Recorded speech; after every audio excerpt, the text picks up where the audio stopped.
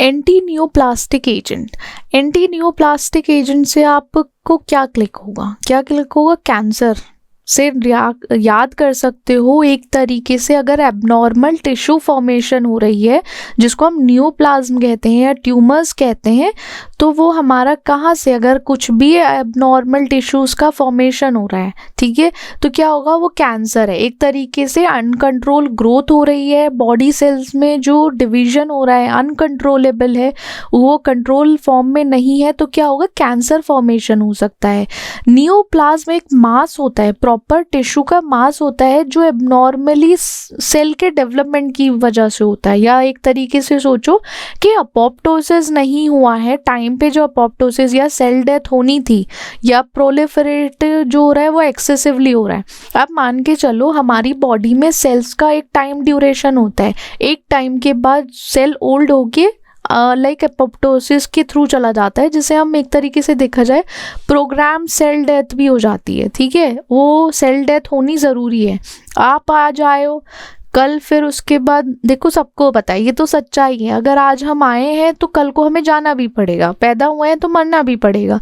ऐसे ही सेल्स का होता है। बट क्या है यहाँ पे, वो सेल डेथ कह रहे हैं, मैं तो भैया अमर अजर हूँ, मुझे तो कोई मार ही नहीं सकता, वो चुपके से बैठा हुआ है। तो क्या हो रहा है? नियोप्लाज्म का डेवलपमेंट हो रहा है। कंडीशन क्या होती है?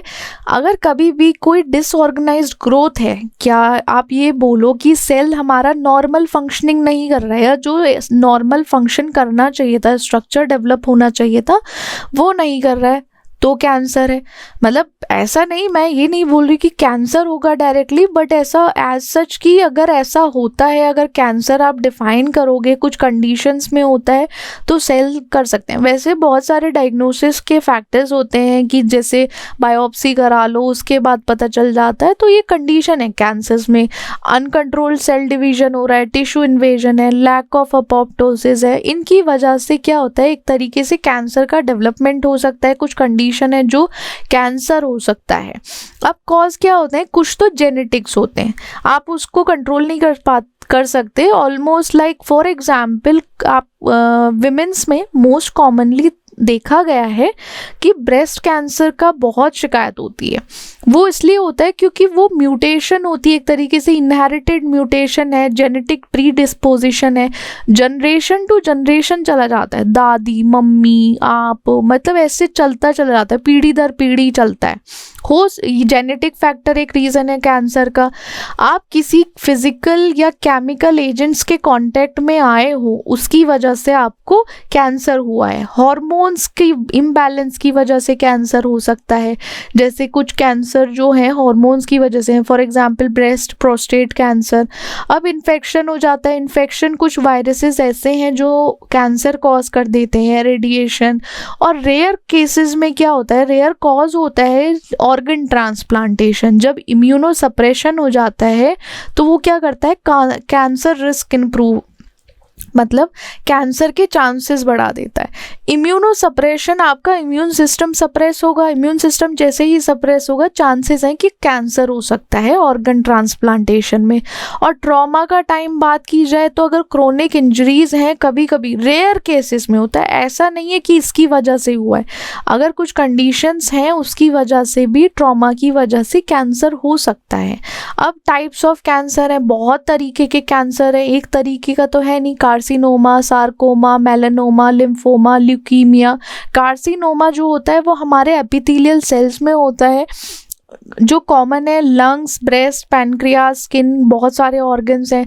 सार्कोमा की बात की जाए, एक तरीके से कनेक्टिव टिश्यूज या सपोर्टिव टिश्यूज जहाँ पर प्रेजेंट होंगे ना, वो वहाँ पे होगा, जैसे मसल्स को अफेक्ट करेगा, बोन, कार्टिलेज, ब्लड वेसल्स, तो सार्कोमा वहाँ देखने को मिलेगा। मेलेनोमा क्या होता है, एक तरीके से पिगमेंट प्रोड्यूसिंग सेल्स होता है, वो डेवलप करता है। अगर वो एग्रेसिवली बढ़ना शुरू हो जाए, या उसका एक तरीके से मेलेनोमा से आप ये बोल सकते हो कि कुछ ना कुछ स्किन सेल्स में गड़बड़ हुई है। लिम्फोमा, लिम्फोसाइट, हमारे जो WBC हैं उनको अफेक्ट करेगा, कि एक तरीके से फॉर एग्जांपल मान के चलो अब हॉजकिन्स है, नॉन हॉजकिन लिम्फोमाज हैं, वो इसमें आ जाते हैं। ल्यूकीमिया में ब्लड कैंसर बोला जाता है, cancer of blood and bone marrow, जिसमें ओवर प्रोडक्शन हो जाता है या एबनॉर्मल प्रोडक्शन होता है WBC का। तो ये टाइप्स ऑफ कैंसर हैं हमारे। ट्रीटमेंट चलते हैं, देखो कीमोथेरेपी है, रेडिएशन थेरेपी है, सर्जरी करा लो। सर्जरी ऑप्शन फिजिकली रिमूव कर दिया जाता है ट्यूमर को बॉडी से। अब रेडिएशन थेरेपी में हाई एनर्जी रेडिएशन यूज़ की जाती हैं कैंसर सेल्स को डिस्ट्रॉय करने में। कुछ ड्रग्स, कीमोथेरेपी में ड्रग्स यूज़ की जाती है।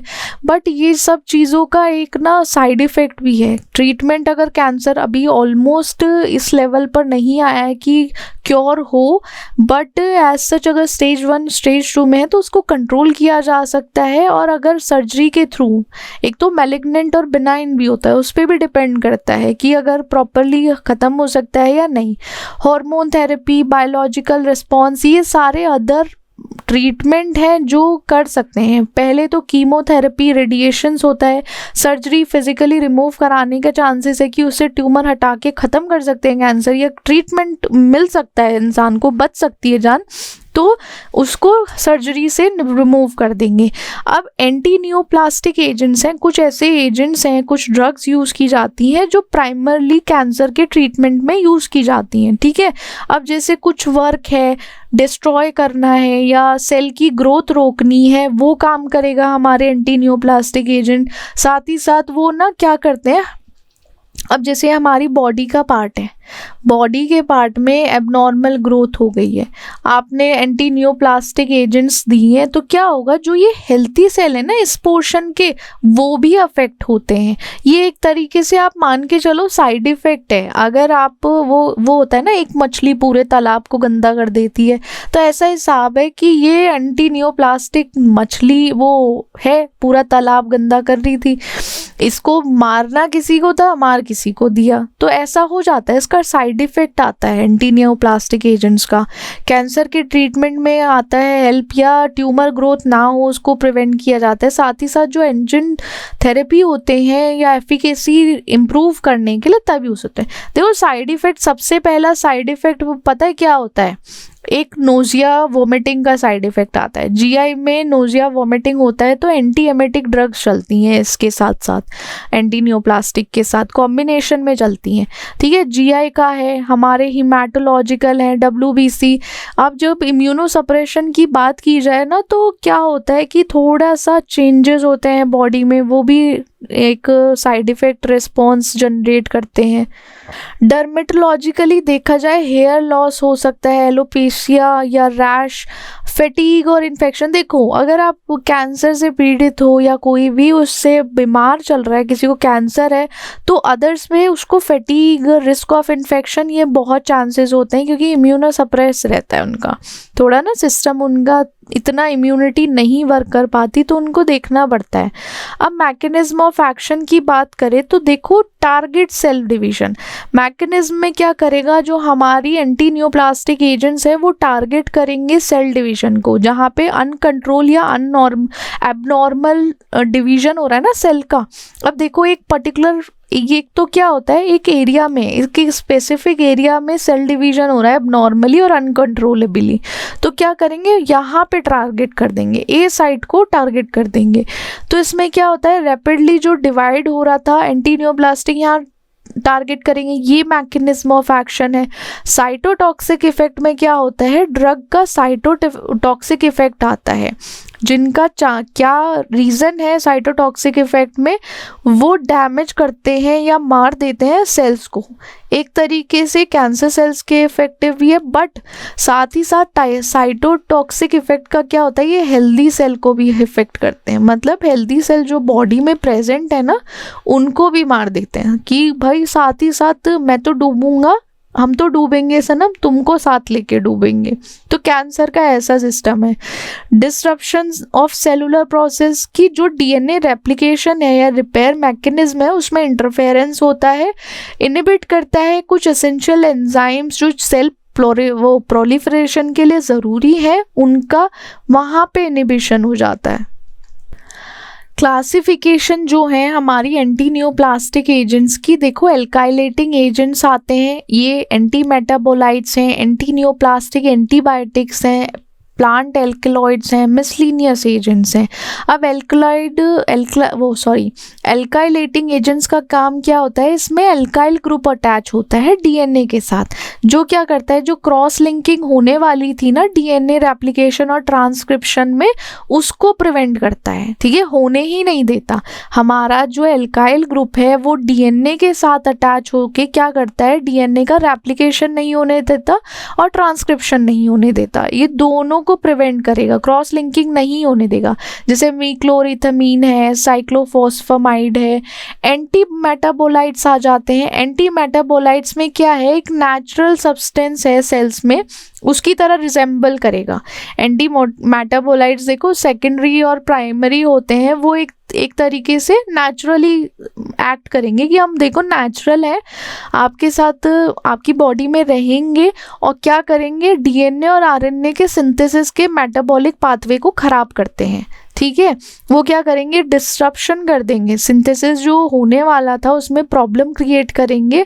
एक तरीके से वो होता है ना कि कुछ फेक लोग होते हैं बट रियल बनने की कोशिश में क्या करते हैं, आपका सारा गेम खराब करते हैं, तो वो ये वाला हिसाब है। तो ये मैकेनिज्म है, जैसे मेरकैप्टोप्यूरिन है, थायाग्युनेन है, फ्लूरोयूरेसिल है। तो आप इनके कॉमन जो नेम्स हैं जो यूज़ किए जाते हैं उनको याद रखना। एंटीबायोटिक्स भी आते हैं, जैसे कि कोई भी डीएनए और आरएनए में इंटरफेरेंस होना है कैंसर सेल के अंदर, जो ग्रोथ और डिवीजन नहीं होने देगा, तब हमारी एंटी न्यूप्लास्टिक एंटीबायोटिक्स यूज़ करते हैं। बट एक तरीके से ये ट्रेडिशनल एंटीबायोटिक्स नहीं है कि जो हम बैक्टीरियल इन्फेक्शन के लिए यूज़ कर सकते हैं, सिर्फ एंटी न्यूप्लास्टिक एंटीबायोटिक्स हैं।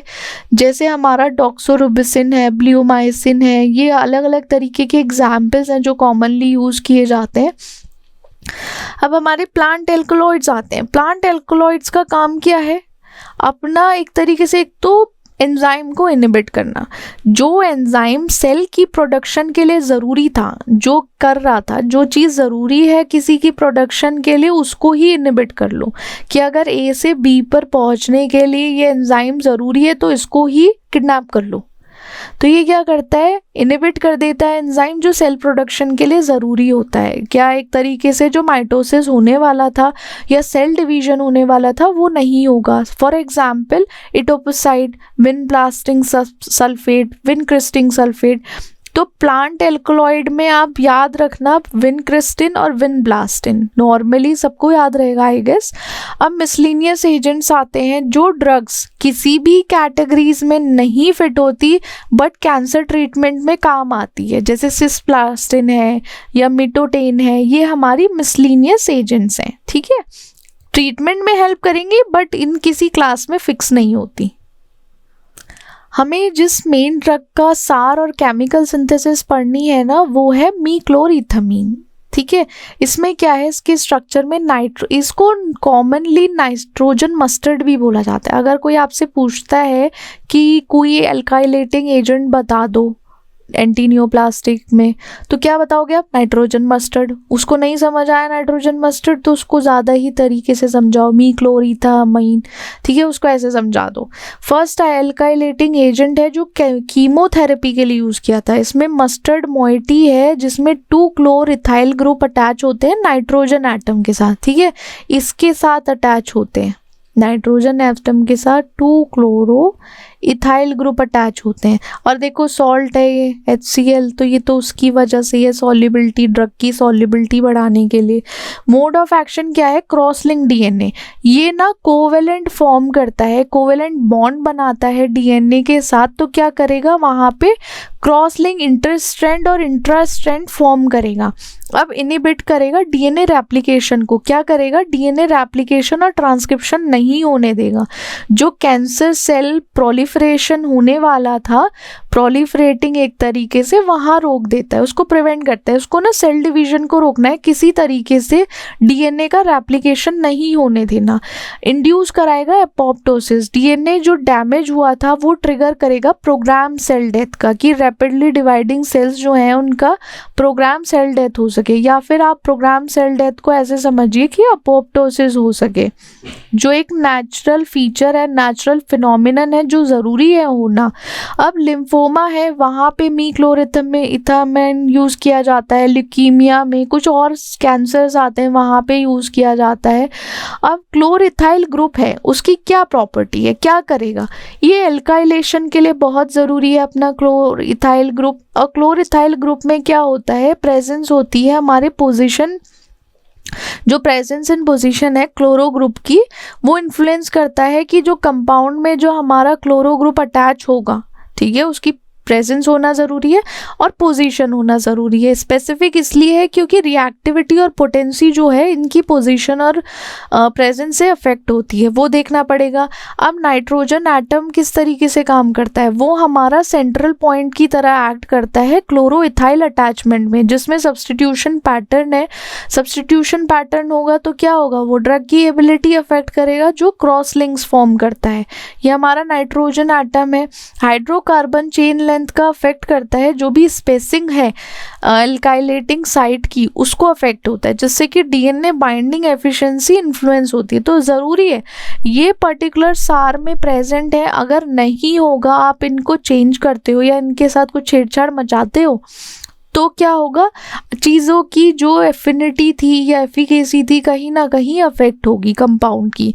सब्स्टिट्यूएंट जो है इलेक्ट्रॉन विड्रॉइंग या डोनेटिंग ग्रुप होता है, वो क्या अफेक्ट करता है, इलेक्ट्रोफिलिसिटी को अफेक्ट करता है।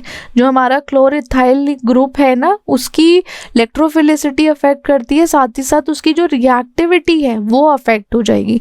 सिंथेसिस में हमारा इथाइलिन ऑक्साइड है, इथाइलिन ऑक्साइड को रिएक्ट कराएंगे मिथाइलअमीन से, तो क्या फॉर्म करेगा, ये हमारा इंटरमीडिएट कंपाउंड फॉर्म करेगा। इंटरमीडिएट कंपाउंड को SOCl2 के साथ रिएक्ट करेंगे तो मीक्लोरइथामीन की फॉर्मेशन होगी, ठीक है, इसकी फॉर्मेशन होगी यहाँ पर।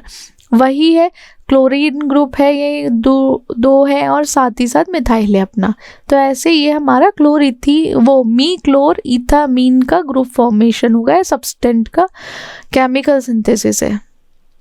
अब एंटी मेटाबोलाइट्स की बात करें, जो एज ए नेचुरल एक्टिंग है हमारा, उसकी तरह ही एक्ट करता है, तो मरकैप्टोप्यूरिन आता है। मरकैप्टोप्यूरिन को कॉमनली क्या बोला जाता है, 6 मरकैप्टोप्यूरिन भी बोला जाता है। इस पर प्यूरिन एनालॉग लगा रहता है। कुछ इसका स्ट्रक्चर इस तरीके से होता है, हाइपोजेंथीन की तरह रहता है, ठीक है, ये इसका स्ट्रक्चर है। थियो ग्रुप जो रहता है, जो ऑक्सीजन का प्लेसमेंट होता है, वो पोजीशन 6 पे रहता है। ये ऑक्सीजन नहीं होता, ये थोड़ा सा यहाँ पे टाइपिंग मिस्टेक है, ऐड ऑन हो गया, तो केमिकल ये थोड़ा गलत है, ठीक है। ये हमारा मरकैप्टोप्यूरिन है और ठीक है, ये स्ट्रक्चर है, आप स्ट्रक्चर याद रखिए। मोड ऑफ एक्शन आता है, मोड ऑफ एक्शन में 1 मिनट रुकिए, ठीक है, वो हमारा केमिकल स्ट्रक्चर था। अब हम मोड ऑफ एक्शन पे आते हैं। जो हमारा मरकैप्टोप्यूरिन है, उसका फंक्शन ऐसे होता है, एंटी मेटाबोलाइट की तरह है, उसकी कैटेगरी का है, एज अ प्यूरिन एंटागोनिस्ट की तरह काम करेगा। तो ये क्या करता है, इनकॉर्पोरेट हो जाता है डीएनए और आरएनए में। डीएनए और आरएनए में होने के बाद जो न्यूक्लिक एसिड सिंथेसिस होने वाला था और जो उसका फंक्शन था, उसमें जाके डिस्ट्रप्शन कॉज करता है। अब क्या करेगा, यहाँ डीएनए और आरएनए का जो न्यूक्लिक एसिड का सिंथेसिस फंक्शन था, वहाँ पे इसने छेड़खानी मचाई है, तो कुछ ना कुछ चेंजेस आएंगे। अब जैसे इनिबिशन होगा, जो हमारा प्यूरिन सिंथेसिस एंजाइम था ना, प्यूरिन सिंथेसिस एंजाइम को ही कहा जाएगा, एक तरीके से ब्लॉक करेगा उस एंजाइम को, जो हमारा राइबोसिल ट्रांसफरेज एंजाइम है, उसको इनिबिट कर देगा, जिससे कि क्या होगा, प्यूरिन न्यूक्लियोटाइड सिंथेसिस का जो होना चाहिए था जिस लेवल पर, वो नहीं होगा और धीरे धीरे रिड्यूस होना शुरू हो जाएगा, कम हो जाएगा। इससे क्या होगा, जो साइटोटॉक्सिसिटी हो रही थी, रैपिडली डिवाइड हो रहे थे सेल्स, वो नहीं होंगे। पर्टिकुलरली इसको देखा जाए तो ल्यूकीमिक सेल्स जो होते हैं वहाँ पे होता है, मतलब प्रोग्राम सेल डेथ कराई जाती है। अब एक्यूट लिम्फोब्लास्टिक ल्यूकीमिया है, वहाँ पे कॉम्बिनेशन में इसको कीमोथेरेपी रेजिमेन में लगाया जाता है, पार्ट है उसका। क्रोनिक मेलोइड ल्यूकीमिया हुआ है, कुछ सर्टेन ट्रीटमेंट ट्रीटमेंट प्रोटोकॉल्स के बेसिस पर। IBD है, क्रोन्स डिजीज या अल्सरेटिव कोलाइटिस है, ऑफ लेबल एक तरीके से इसको यूज़ किया जा सकता है। ऑटो इम्यून डिसऑर्डर्स हैं, जो रिमेटॉइड अर्थराइटिस है, ऑफ लेबल इसको यूज़ किया जाएगा। इसका पर्टिकुलरली इन प्लेसेस पर भी एज एन मर्कैप्टोप्यूरिन का यूज़ किया जाता है। इसकी अब प्यूरिन एनालॉग क्या होता है? प्यूरिन एनालॉग इसलिए ज़रूरी होता है, जो भी अगर अटैच कराना है DNA RNA में, जो क्या करेगा, न्यूक्लिक एसिड फंक्शन में डिस्ट्रप्शन कॉज करेगा, तो उसके लिए हमें किसकी ज़रूरत है? प्यूरिन एनालॉग की। अब जो थियो ग्रुप है पोजीशन 6 पे, तो क्या होता है, बाइंडिंग जो टारगेट एंजाइम है हमारा उसके साथ बाइंडिंग बढ़ती है, साथ ही साथ एक इसका इनकॉर्पोरेशन होता है न्यूक्लिक एसिड में और साइटोटॉक्सिसिटी इंक्रीज होती है। सब्स्टिट्यूशन पैटर्न में मॉडिफिकेशन होता है प्यूरिन रिंग का, जो अफेक्ट करता है बाइंडिंग एफिनिटी को, सेलेक्टिविटी करता है टारगेट एंजाइम के लिए। केमिकल सिंथेसिस की बात करें तो हाइपोजेंथिन को हम रिएक्ट कराएंगे पायरिडिन से, तो 6-क्लोरोप्यूरिन बनेगा। 6-क्लोरोप्यूरिन इसकी प्रेजेंस में रिएक्ट कराएंगे NaSCN और NaCl की, तो ये इंटरमीडिएट कंपाउंड फॉर्म होगा। इंटरमीडिएट कंपाउंड को जब H2 से रिएक्ट करेंगे उसकी प्रेजेंस में, तो हमारा मर्कैप्टोप्यूरिन फॉर्मेशन होगा। ठीक है, ये मर्कैप्टोप्यूरिन फॉर्मेशन हो गया, ये हमारी केमिकल सिंथेसिस है। अब हमारा जो नेक्स्ट कंपाउंड आता है वो है मीथोट्रिक्सेट। अब जो मीथोट्रिक्सेट है ना, हमारे मीथोट्रिक्सेट हमारा फोलेट एनालॉग है। उसका कुछ इस प्रकार का स्ट्रक्चर होता है, थोड़ा कॉम्प्लेक्स है, मेडिसिनल केमिस्ट्री होती कॉम्प्लेक्स है। आप इसको अगर याद करना है प्रॉपरली, हम पहले भी बोल चुके हैं, तो आप इसको लिख के याद कर सकते हो। जिसमें हमारा पिट्रिडिन रिंग है, जो कोर स्ट्रक्चर है सिमिलर रहता है फोलिक एसिड से, ग्लूटामेट रेजिड्यूज हैं, केमिकल फॉर्मूला कुछ इस तरीके से होता है। मोड ऑफ एक्शन की बात करें तो एंटी मेटाबोलाइट है और एंटी फोलेट है। ठीक है, ये दोनों की तरीके से एक्ट करता है। जो हमारा डाईहाइड्रोफोलेट रिडक्टेज एंजाइम है उसको इनहिबिट करेगा। उसको इनहिबिट करने से क्या होगा, जो कन्वर्जन होने वाला था डाईहाइड्रोफोलेट का टेट्राहाइड्रोफोलेट में, जो DNA सिंथेसिस के लिए एसेंशियल था, उसको होने ही नहीं देगा। जो इसको कराने वाला था ना कि डाईहाइड्रोफोलेट रिडक्टेज एंजाइम को, तो वो नहीं, उसको इनहिबिट कर लिया जाएगा, तो इनका कन्वर्जन नहीं होगा तो DNA का सिंथेसिस नहीं होगा। DNA का सिंथेसिस नहीं होगा तो सेल ग्रोथ नहीं होगी, सेल डिवीजन नहीं होगा। अब इनहिबिशन होता है थाइमिडियलेट सिंथेस, एक और एंजाइम है। इसमें मान के चलिए मीथोट्रिक्सेट का काम है जो भी एंजाइम्स हैं उनको इनहिबिट करना, उन एंजाइम को रिड्यूस करना, जिससे कि आगे की जो DNA रेप्लिकेशन में जो भी आने वाली सिंथेसिस होने वाली थी वो नहीं होगी। साथ ही साथ जो साइटोटॉक्सिसिटी की वजह से होने वाला था रैपिडली डिवाइडिंग सेल्स, उसको इंडक्शन किया जाएगा अपोप्टोसिस का। अब यूजेस में हमारे आते हैं एक्यूट लिम्फोब्लास्टिक लिकीमिया। अब देखो मल्टी एजेंट कीमोथेरेपी है हमारी, ब्रेस्ट कैंसर, ओवेरियन कैंसर, बहुत अलग अलग डिजीजेस में इसको पर्टिकुलरली यूज़ किया जा सकता है। Rheumatoid arthritis, psoriasis, ectopic pregnancy. अब इसकी केमिकल सिंथेसिस की बात करें, केमिकल सिंथेसिस जो है ये हमारा पायरिडीन है। इसमें हम 3 स्ट्रक्चर लेते हैं, 3 कंपाउंड लेंगे, 3 कंपाउंड को आपस में ऐड ऑन करेंगे, ऐड करके उसको लाइम वाटर से ट्रीट करेंगे। लाइम वाटर से ट्रीट कराने के बाद क्या बन जाएगा, हमारा मीथोट्रिक्सेट फॉर्मेशन हो जाएगी।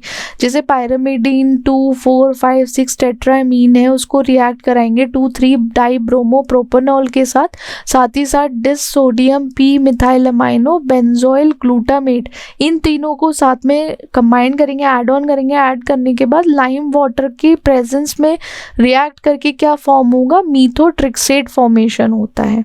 ठीक है, और जो भी केमिकल स्ट्रक्चर्स हैं या केमिकल कंपाउंड्स के बारे में जो क्लासिफिकेशन में थे, उनके बारे में अगर आपको पढ़ना है तो आप हमारे लिंक डिस्क्रिप्शन में है नोट्स का, वहाँ से उसको फॉलो अप कर लीजिए, उसको देख लीजिए।